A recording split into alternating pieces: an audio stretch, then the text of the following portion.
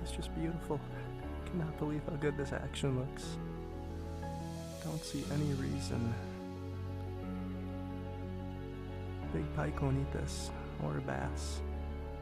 I think all the big bass I've caught on the river have been with big baits.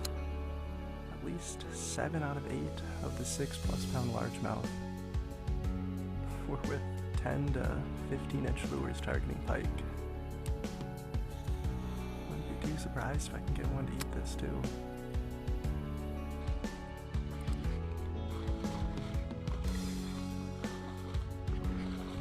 There's one.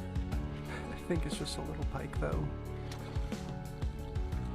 It's not a baby, but it's definitely not a giant. Alright, buddy. You got it?